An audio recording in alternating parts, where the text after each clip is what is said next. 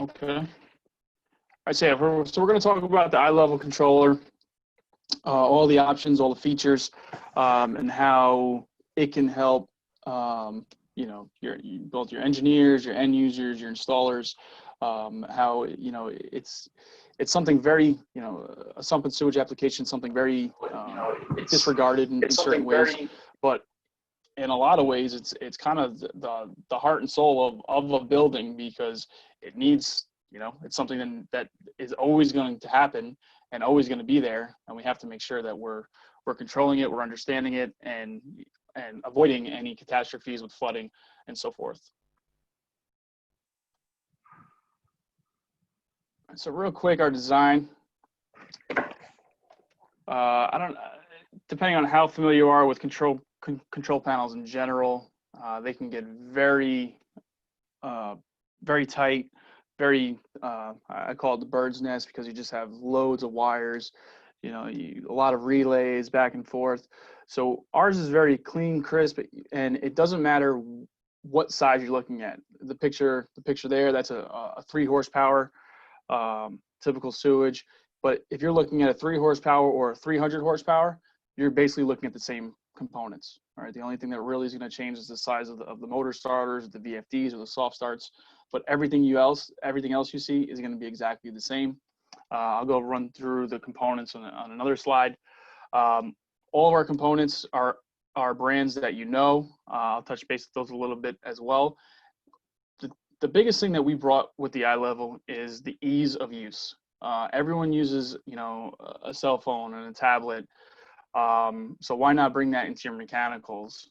It's something that we do on our sump and sewage. We do it on our iBoost for our booster systems. And, you know, it's just a way to bring kind of that 21st century, you know, and the latest technology to a mechanical room, you know, something that's down in the basement, dirty, but hey, you know, if you have the technology, you might as well use it. All right, so our general layout, and again, you know, really doesn't matter what size you're looking at. This is going to be relatively the same. On the front, you're going to have your HMI screen. All right, typically we use a 4-inch. We do have other larger ones available. We do, of course, try to keep things cost effective, but you know, we'll get into the customization if you do have any custom jobs where we need to add in more features, more writing, you know, labels, valves, whatever it may be. We can always expand that. And you also have the audible visual alarm. It's an 85 decibel audible alarm as well as a visual. So we put it on the front because, you know, some people put it on top or on the side, but if you put it in front, even if you're walking down a hall, you know, a couple 100 yards away, you're still going to see the flash, even if you don't hear the alarm with the other, you know, the boiler running or whatever else may be in the area. And then on the inside, it's pretty simple. You have your incoming power, which you disconnect. All right, we have our motor starters. Now the motor starters can be interchanged for VFDs, for soft starts. That doesn't really change much. The biggest effect that it has is how it controls the actual pumps. So that stuff is totally interchangeable. And we split it up, all of our controls, we split up into high voltage and low voltage. So in this case, our high voltage is going to be on our right side. So you have your incoming power and your motor starters, and then everything on your left side is going to be low voltage. That's all going to be 24 volt. So we do have a low voltage circuit breaker. If you're working on it, you don't necessarily have to kill power to the control panel. Let's say you're wiring up your floats, your transducer or something like that. You don't have to worry about going to the actual building breaker. You can just simply kill that, and then you wouldn't have any power. You can work on it safely. We have the low voltage power supply, which is supplying to our PLC and to our HMI 24 volt. We do include a general alarm relay with every control panel. So if you have, you know, let's say it's an apartment building and you want it to have an alarm at the front desk, or maybe the super's office or apartment or something like that, you can use that and you can you know, just run any audible alarm there. And then down below, you just have your wire terminals, whatever we're using. If we're using transducers, floats, flow switches, pressure switches, you know, it doesn't matter. That's all going to go in there. All right, the component brands that we use, I'm sure all are familiar with. These three companies make up about 90% of all the components that we use inside of our eye-level control panels. Siemens takes care of the PLC, the HMI. We use them majority of times for the motor starters. You see that we do use ABB sometimes as well. The power supply, disconnect the handle. So, you know, if parts were ever an issue, you know that they're going to be readily available. You just have to find a Siemens distributor. You know, if it's real catastrophic, you know, you need it quickly, you know, it's pretty easy to get. For ABB, we use them for their terminals, their motor starters. They make a great soft start, and of course, what they're known for, their VFDs. And then Saginaw, we use for our enclosures. All of our enclosures are steel epoxy coated, and the standard rating is 412. And we do have the NEMA 4X, which is your stainless enclosure. And if 3R is ever needed, that is available as well. Now, this is just to run through the quick functions, and you can see a little bit of layout of the control panel. This is actually our newest generation. We're calling it our Gen 2. It should be, we're just about finalizing the release. So you guys are actually the first outside of US Pump Corp to see the new design. So our standard system with our standard transducer is going to be adjustable up to 23 feet. So that means your basin, you know, your tank, whatever it is, if it's shorter than 23 feet, we don't need to change anything. You don't need to change any programming. You don't need to change any transducers. Whenever we send you can work. Obviously, if you have something larger, taller, deeper, then we can, you know, we can easily adjust it, but just know this is probably going to cover about 99% of what you deal with, especially with the sump and sewage. You know, typically the largest that you'll see is, you know, in that 12 to 15 foot range. You know, very seldomly will you see anything larger than 20. You have your hand run auto features, just like you would on a regular, you know, on a regular control panel. So they're actually split up. It's not a true HOA switch per se. So on your front, this is going to be your front screen where you always see, and you see how you have your auto run, your on off, and then if you were to click to go to the manual, then you can go here and you can go to your hand run. And so, you know, if something were to happen to the pumps, you can click it and the pumps will automatically run. You can also enable, disable on this in this area as well. If a pump gets pulled, if it gets clogged, you don't want that pump to continue to run. So if you disable it, it's just going to avoid that pump in the sequence, and you'll only be running on the one pump. We've over here again on the front page, you have you'll see your levels. So you have your high, your lag, your lead, and your stop. Those are all again changeable. You can set it up. If you have to change it later, you can change it during a cycle. It doesn't matter. It just takes a few seconds to do and a few seconds for the change to take place. One thing that really differentiates our eye level from a standard we call them an HOA panel, meaning there's no PLC, there's no screen. You might see from Rhombus or Seawater or some other companies like that, is you're going to know what pump failed. A lot of times when you're using an HOA switch, you're using a mechanical alternator. So the alternator is just taking the power and changing it between the, whether it be circuit breakers or starters, but you don't necessarily know what pump failed. Well, with ours system, you are going to know, because it's going to say, starter 1 failed. Usually when a starter trips, that's going to give you an inclination that there's some sort of clog, whether it be in the pump, or the check valve or the line, but you know which pump that you have to deal with. It happens all the time, with service companies. They go there and like, oh, well, which pump is bad? And you don't necessarily know. And at that point, you're at a 50-50 chance of correcting the right pump. We did implement in our Gen 2 run timers, so you know exactly how much the pumps are running. This will also help you understand the pumps themselves, making sure that they're working efficiently. If you see that pump 1 has a run timer of, let's call it 142 hours, and then you have pump 2, which is only at 70 hours, that pump 1 is running a lot longer. Well, that's going to tell you, hey, there's a clog in the line, there's something going on, maybe there's something stuck in the impeller, maybe it's the area of that particular pit where the pump is in, but it's gonna, you know, you're gonna have a better understanding of the pumps and the whole process. All of our systems are password protected, and there's different tiers. So you can have, you know, an installer and an end user can be on different tiers. If you don't want them to touch anything, you don't want them to make adjustments, you can limit them. And of course, we have both the transducer and the float mode. So typically, we're going to be running on our transducer, but say something happens, you know, if the line gets cut, something, you know, every now and then lightning will affect the transducer. You can simply go over and click over to your float mode, and you're back up and running. You don't need to worry about it. But we only use the floats as a backup because there are issues with them. And the transducer is what more municipalities are using, you know, in their wastewater treatment plants because it gives you a more accurate reading, and it also, you know, prevents you from having to deal with you know, bad floats, broken floats, caught up floats, you know, making sure that the install was done correctly to begin with.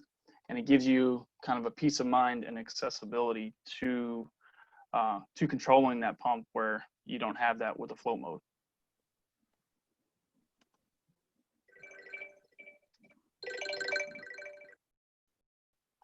Hey, Kev. Yep. Can you hear me? Yeah, I wanted to jump in real quick. I'm Mike, National Sales.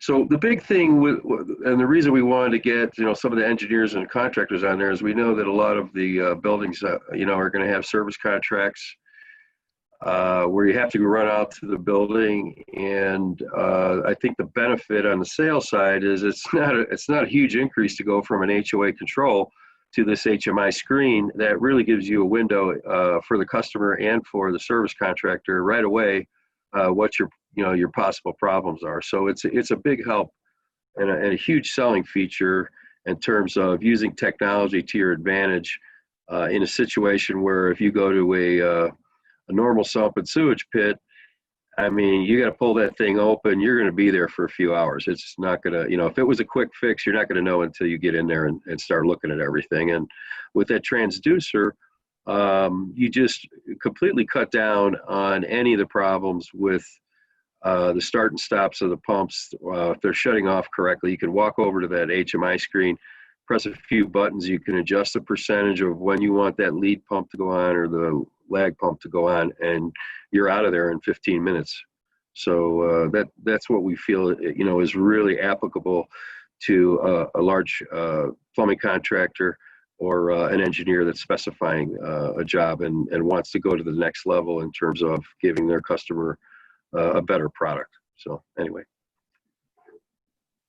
Yeah, we'll touch base a little bit more on that as well. So, you know, what's the difference? You know, we have the old technology versus the new technology. Is it really needed? And you know, really, what's the difference? So, you know, like I mentioned before, your HOA panels are going to be your non PLC, you know, non-transducer type panels. You know, they're a dime a dozen. A lot of different companies make them. They're effective until they're not. Meaning, hey, they're going to run, but eventually, you know, as with any, you know, especially on the sewage side, there's going to be buildup. All right, you know, there's people throw a lot of crazy things down their toilets. And I'll show you some pictures of what can happen. And you know, you don't really know what's going to go down there, what's going to happen. You're really at the mercy of the panel because you can't anticipate it like you can with a PLC panel. Are the floats set correctly? Now, you know, I've worked with my fair share of contractors. And a lot of them, you know, they don't understand really, okay, you know, this pump is sized for 200 GPM, you know, compared to, you know, this size basin. They kind of just take a guess. All right, here, you know, my floats should be here, here, and here, call it a day. But, you know, is it pumping correctly? The worst thing that you can do for a submersible pump is short cycling. Well, you know, that's kind of what Mike hit on before. If your floats are too close together, or your on and off are too short, hey, your pumps are gonna have some premature failures due to that. The test run, I know I spoke with DB Sales about this in the past. something like a stadium, you can't really anticipate a test run of what's going to go on when you have 50, 60, 90,000 people in a stadium. You can't anticipate what's going to happen. It's going to be a waste of a lot of water to turn on every sink and flush every toilet all at once for no reason. And are you confident in that everything is set correctly and that there isn't going to be a backup? Has anyone checked the floats since the end of last season? Because there's a big difference between a stadium at full capacity rather than just having the regular office workers and basically going from 200 people from 100,000 people. And again, like I mentioned before, you typically don't know which pump failed with an HOA panel. You really have to go, you have to go into the pit, you have to check which one, you have to, if they have a rail system or not. It can be, a couple hours before you can figure it out. And then you also have the limited capabilities. Now with the PLC panels, you're going to accurately know what is going on with the pumps. You're going to see, hey, my pump, this pump is pumping down very good. You're going to see the levels change in real time. So you'll be at 35%, and now it may take 45 seconds for that pump to pump down to 20 seconds, and you can actually see, okay, how long is it taking me to get back up to that 35% for it to turn on? You can have data where before you'd have to look inside the pit with a tape measure or a stick or draw lines or something. So it really gives you an advantage to know what's going on. You can adjust in real time. If you didn't get to do that test run, well, you're not going to be able to change much with a game going on in the stadium. But if you wanted to extend that run period, if you want to change it from 35 to 45, or maybe you wanted that lag pump to kick on a little bit sooner, like a baseball game, in between innings is the hottest, is when everyone's going to go to the bathroom. But maybe you need to make that a little bit shorter. You don't have to go into the pit to adjust the floats. Simply go to the screen, extend it a little bit, and you can work from there. You do have control capabilities to control remotely, whether through SCADA, through BMS, BACnet, whatever it may be. We can basically tie into anything. We do run our own SCADA platform, which we're not going to talk too much today, but if you do have questions, we can certainly get you information. And our panels are completely customizable. Basically, if it's in the industry, if it's a component that can be added, we can add it. And that's the good thing about working on a PLC is, if you wanted to put in the specification that there had to be a picture of a gorilla playing the drums, that's something that we can add in. And it really, whether it be flow meters, actuating valves, relays, alarms, it doesn't matter. We really have the capability to do whatever is needed. Here's a little bit of the float issues that you deal with.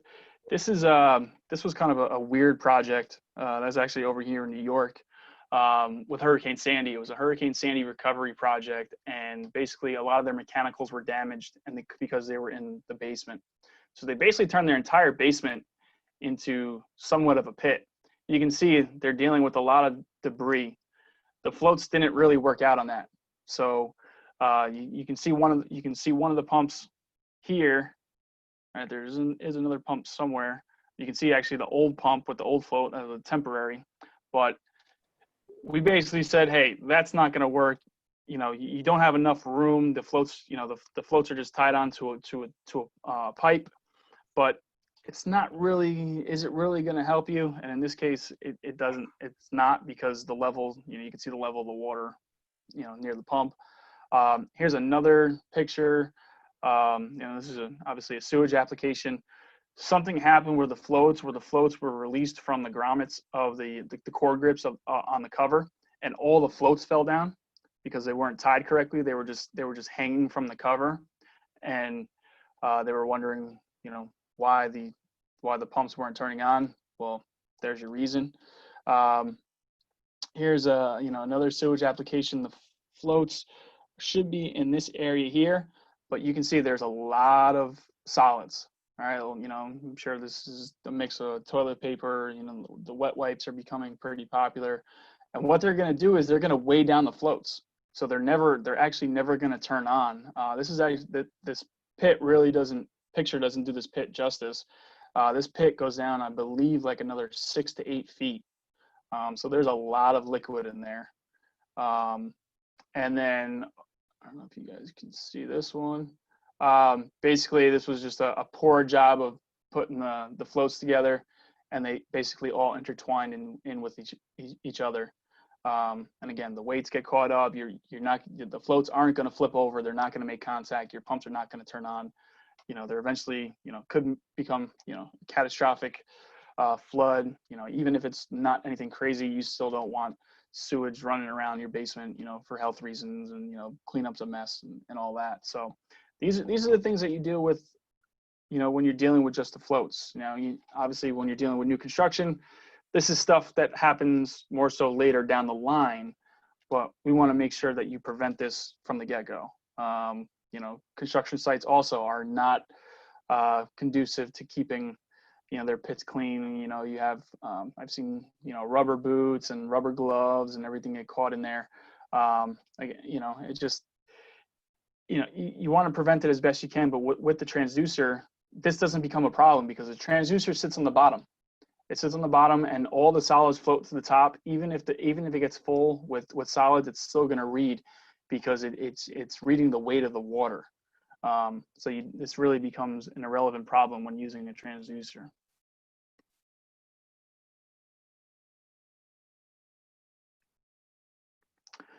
All right, and then the maintenance and serviceability. The actual panel, the control panel, is basically zero maintenance. Two things that we ask: keep it cool and keep it clean. All right, it does have electronic components. You can't be 140 degrees in there. You will have some difficulties, and of course keeping it clean, just making sure it's not wet, it's not dirty, so things can function. You're going to cut down on your emergency calls simply because whoever is in charge of the building, whether it be a maintenance staff or a super, maybe it is a service company that comes in once a week, once every 2 weeks, whatever it may be.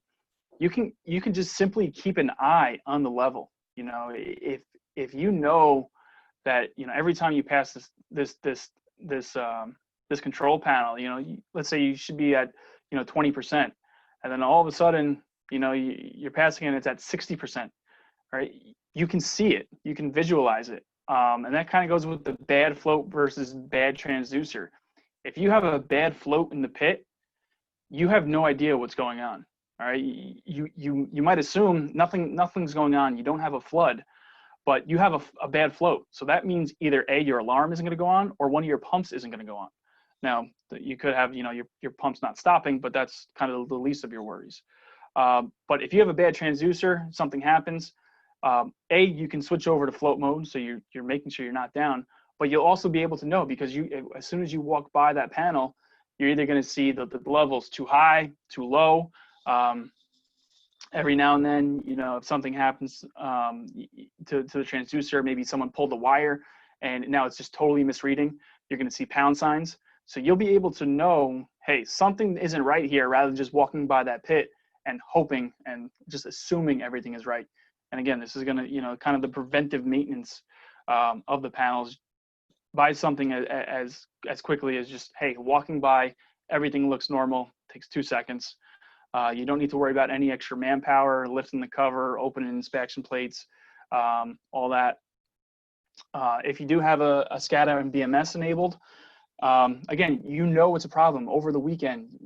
You don't have a maintenance staff, there 24 hours, and you get a really bad rain, and all of a sudden you get an alert on your, you get an email or an alert on your phone. Hey, what's going on. You can call someone. Hey, go down, go check it out.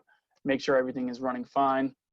Again, with the HOA panel, you're pretty limited on what you can tie into. You might be able to get an alarm in there or a remote alert, but you don't know what it is. If you're like, okay, maybe a pump failed, that it's an emergency, especially, whatever's going on with the water here and there. And then, like I mentioned before, with the programming and the customizations, these can all happen after the fact as well. Let's say you install a panel and you wanted to add a BMS system. no problem. We can incorporate that for you. It might take a couple, some hardware pieces. More times than not, it's only software. But that's something that we can do easily for you. If you wanted to add valves and do this, it takes pretty basic, electric knowledge to be able to tie it into the control panel, because it's all going to feed off the PLC anyway. And, if not that it happens very often, but it does. So just know that you're not stuck. You don't need to go ahead and buy, a brand new control panel. And then last, we're getting into, this is the whole idea of the advantage, whether it comes to engineering, and the capabilities of the control panel, that you can own and customize the specification. If you're dealing with a certain, certain application that's constantly coming up, hey, we can help design a panel for this. A couple areas that we know that are near the ocean, they deal with groundwater and they're salt water. So they were going through pumps a lot because the tides change, so you have pumps and constant on off. The pumps were basically lasting about 6 months before they needed to be replaced. Well, what we did, we came in, we designed a brand new panel for them off VFDs. We oversized the pumps so that it can take on both the low demand and the high demand. And the VFD works just like it would, on a pressure booster. It's only allowing the pump to the motor to turn as hard as it needs to. So if your level keeps going up, the pump's going to begin to work harder to get that level down. But again, it's saving the pump. It's preventive. It's helping with the service. Like I mentioned before, you can add flow meters, actuating. We have the run timers on. We've done stuff with amperage monitoring, where you actually know if there's something wrong with the pump beforehand. You do have the protection from the motor starters or from the VFDs or wherever. But let's say you just wanted to know, hey, I should be running between 5 and 6 amps, but maybe I'm getting closer to 8 or 9, and you can know ahead of time. And also just the wow factor. I remember I was on a visit here in New York City, and it was a building that we worked on in the past, and it was actually a new management company that was taken over, and they had one Sump Sewage that had our eye level, and they had another one that had an older panel. And the guy, I forgot if he was an engineer or just a management, he didn't realize that we were US Pump Corp. And so he says, hey, I want something exactly like that. And we're like, well, that's great, because that's our product, we make it. And I think he's put that in about 16 of his buildings. Because again, someone who doesn't know anything of mechanical, sometimes they just like to see, hey, here's a screen, familiar with my phone. They can go on, they can see it. It's just something to help, really bring, the mechanicals into the 21st century. We have a couple other buildings where we deal, where the managements just say, hey, I want everything brand new. We're doing boosters, we're doing HVAC. But again, the eye level is a really big aspect of that, because they have, apartment buildings with 300, 400 apartments, and they get a lot of feedback from it. Between the different supers and the different shifts and all that. Hey, Kev, I wanted to jump in real quick. So I'm thinking too, for Cali, you guys have a lot of weather changes out there. So I see this coming in handy, if you're getting some torrential rains, where that Sump Sewage pit is going 24/7. This does give the building maintenance manager or the engineering company that's, handling the building during a really wet season for you guys, because I know you don't get them very often, but when you do get them, it can be, pretty treacherous in certain areas. So, I see this as maybe a selling point as well there, as opposed to a standard Sump Sewage, panel.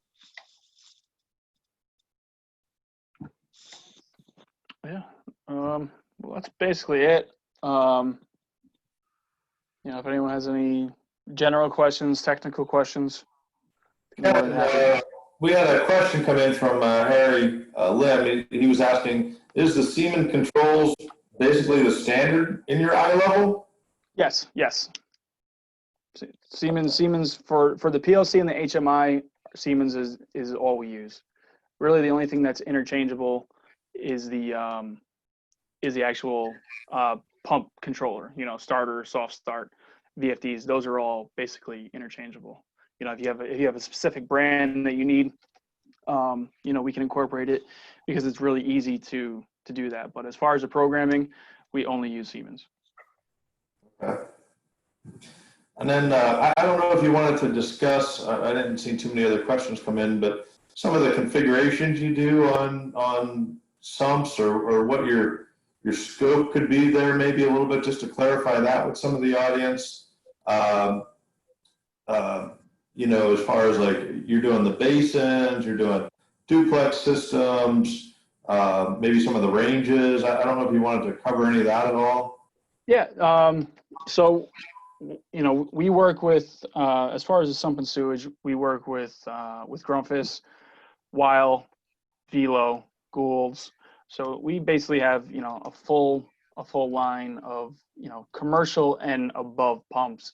You know, Goulds kind of dabbles into the residential where you're dealing with like the Zollers and the Liberties.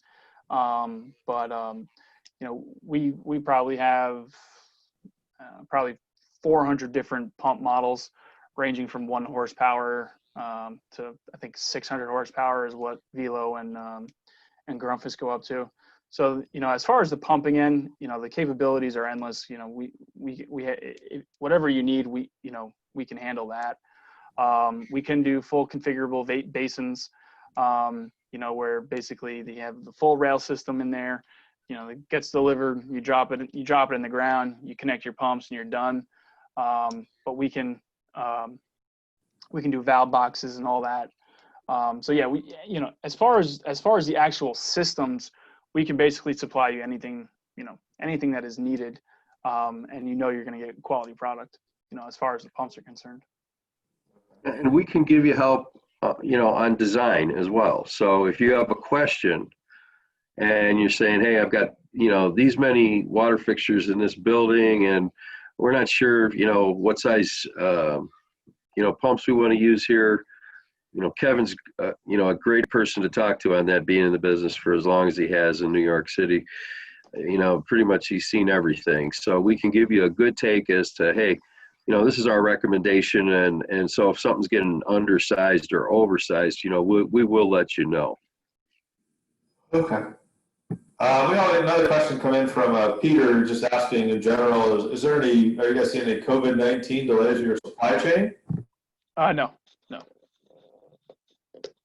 We've had, I mean, it was a couple of weeks ago, we had a little bit of delay with pumps, but as far as our controls and everything, you know, we've been up and all of our vendors have been up and running 100%. So right now everything is kind of back in order.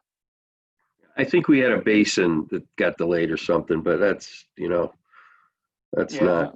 That was a few weeks ago. Yeah.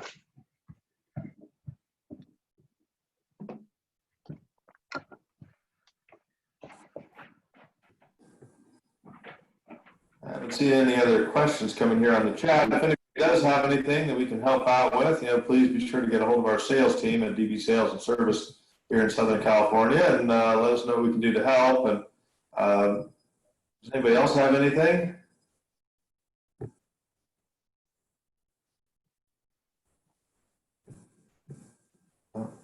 Well, I just want to say, Steve, thanks very much for setting this up. You know, hopefully, you know, when I come out there next time, maybe we could talk. If anybody's got some building designs that they're looking at that are coming up, maybe we can meet with them and, you know, maybe get into a little bit more detail. But it's definitely a product line that's up and coming, and it's going to be used more and more as we move along in the newer building controls. So, but Thank you, and thank Kevin for you know, getting on with us today and helping educate our audience. And you know, thank you for your time. Anytime. Thank you. All right. All right, take care.